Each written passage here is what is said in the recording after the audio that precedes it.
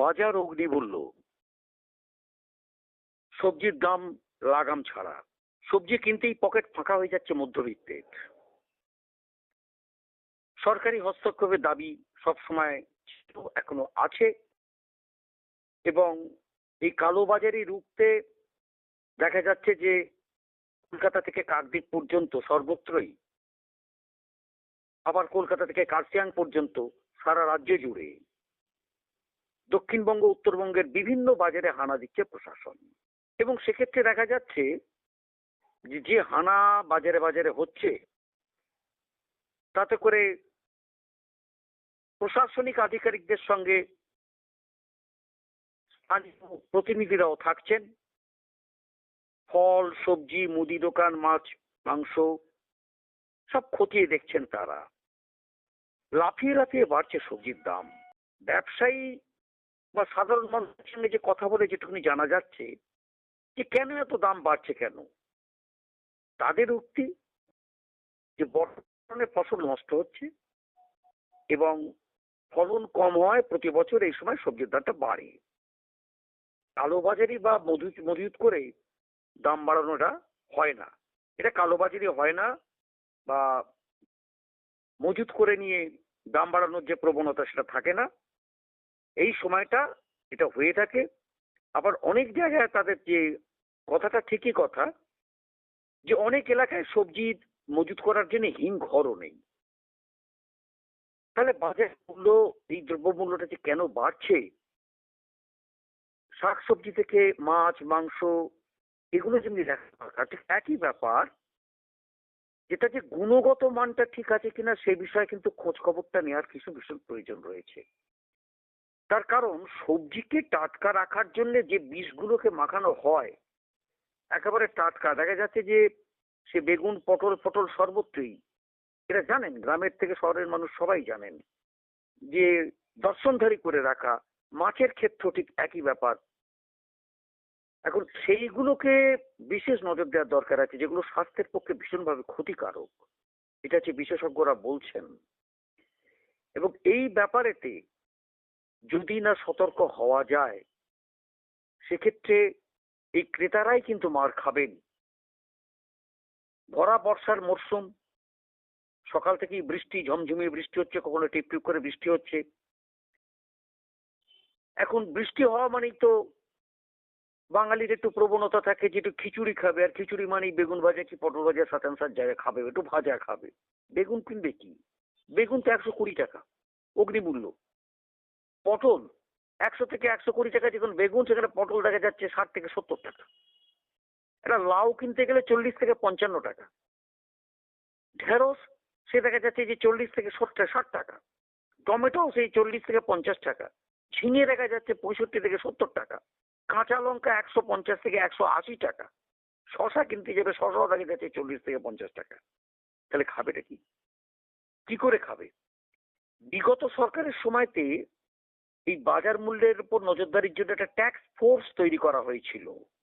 তারা নিয়মিত বাজেটেতে অভিযান চালাতো বলে কথা, কিন্তু কতটা চালাতো এটা সন্দেহের ব্যাপার। কিন্তু নতুন সরকার আসার পর সেরকম চোখে পড়েনি বলে অনেক ক্রেতারাই তারা বলছেন। এখন এই ব্যাপারেতে তাদের কথা যে কৃষি বিপণন দপ্তরের একটা পূর্ণ সময়ের যেটা মন্ত্রী, সেটা কিন্তু এই নতুন সরকারের নেই, যেটা আগে থেকে ছিল। এবং ওই দপ্তরই দ্রব্যমূল্য যে তদারকির কাজটা কিন্তু তারা করত।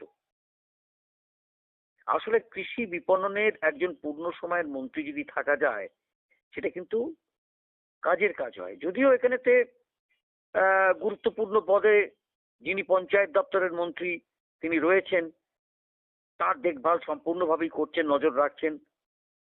এখন পছন্দ মতো লোকজন দিয়ে নজরদারির ব্যবস্থা করা প্রয়োজন আছে, এবং যারা করবে এই ব্যাপারটা, তাদের সবসময় ওয়াকিবহল থাকতে হবে।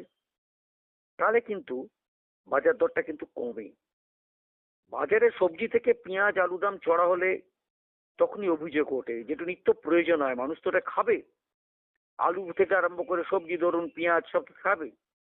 বাজার দরের নির্দিষ্ট তালিকা টাঙানোর নির্দেশ দিয়েছে পুলিশ বা প্রশাসন, কিন্তু সেরম কিন্তু দেখা যায় না। And সব বাজারে দেখা যাচ্ছে যে অভিযান চলছে। বললাম যে কাকদ্বীপ থেকে কলকাতা, কলকাতা থেকে কার্শিয়াং, সব। আর দক্ষিণ 24 পরগনা দেখা যাচ্ছে কি না, একেবারে আপনি গড়িয়া থেকে আরম্ভ করুন, রাজপুর, নামখানা, জয়নগর, মথুরাপুর, একেবারে রায়দিঘি, সেখানেই যাবেন। সব মফস্বল এলাকার বাজারেও সেখানেও চলছে, এবং সুন্দরবনের পাথর প্রতিমা, জিপ্রটের ইন্দ্রপুর বাজারেও অভিযান চালানো হচ্ছে একেবারে শেষ সীমানায় প্রশাসনের আধিকারিকরা। গোবর্ধনপুর কোস্টাল থানার পুলিশ প্রশাসনিক আধিকারিকরাও গ্রামের বাজার ঘুরে ঘুরে দেখছেন, সবই দেখছেন। কিন্তু এই যে ব্যাপারগুলো, সবচেয়ে বড় কথা গুণগত মান এবং বাজার দরের যে কথা যেটা বলছেন ব্যবসায়ীরা, যে এই বর্ষার সময়তে এই ঘটনাগুলো ঘটে, এবং সবজি, ফল, মুদি দোকান, মাংস, সব কিছুই যখন অগ্নিমূল্য, লাগাম ছাড়া, সেই ব্যাপারেতে এনফোর্সমেন্ট যেভাবে টহল দিচ্ছে, তাতে করে কাজটা অবশ্যই নজরদারির প্রয়োজনের জন্য কাজ হচ্ছে, পরিদর্শন করছেন, সবই ঠিক আছে। কিন্তু দেখা যাচ্ছে যে যে অবস্থা ছিল সেই অবস্থারই আবার ফিরে আসছে।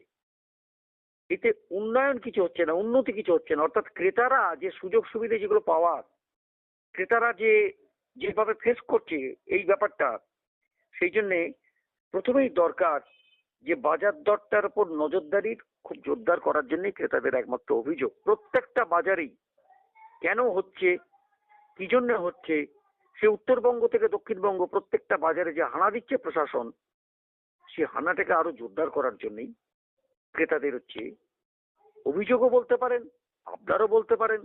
তার কারণ যেহেতু পকেট ফাঁকা হয়ে যাচ্ছে মধ্যবিত্তের, আর মধ্যবিত্তেরা কি করবে, যে তেল আনতে পান্তাপুরের কথা আছে সেরকম ব্যাপার। তো সেই জন্যেই যে এই সবজির দাম যে চড়া থাকে বর্ষাকালে, বিশেষ করে বৃষ্টি হলে মাঠে জল জমে, সবজি নষ্ট হয়। কিন্তু এবারে তো হিসেব মতো যা দেখা যাচ্ছে, জুন মাস পর্যন্ত তো, অর্থাৎ আষাঢ় মাসে তো বৃষ্টি কম ছিল।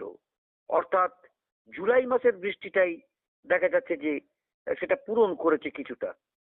তারপরে সবজির দাম এত বাড়ছে কেন, তাদের প্রশ্ন। টমেটো, বাঁধাকপি, ফুলকপি প্রভৃতি সব সবজি তো ভিন রাজ্য থেকে আসছে, তা সত্ত্বেও এগুলো তুলনামূলক তো কম হওয়া উচিত, সেটা কেন বাড়ছে? এ রাজ্যে যেটা ফলন হয় সেটা পটল, ঢেঁড়স, বেগুন, ঝিঙে, কুমড়ো, পেঁপে, উচ্ছে ইত্যাদি এগুলো হয়, এসবও কেন অগ্নিমূল্য হচ্ছে? সুতরাং এটা তো খারাপ যুক্তি নয় যেটা দিচ্ছে ক্রেতারা, যারা প্রতিদিন পকেট ফাঁকা করে, তাদের তো পেটটা ভরাতে হবে। সেই হিসেবে এই ব্যাপারে আরো কড়া নজরদারির প্রয়োজন আছে। নতুন সরকার এসছেন, প্রশাসন নতুন এসছেন, সেক্ষেত্রে তাদের কাছে এই ক্রেতার তাদের অনুরোধ বা তাদের কাছে যে অভিযোগ, যে এই ব্যাপারটা নজরদারি করে অন্তত বাজারটা মধ্যবিত্তের নাগালের মধ্যে রাখার ব্যবস্থা করুক এবং মানের দিকে অবশ্যই দৃষ্টি দিক।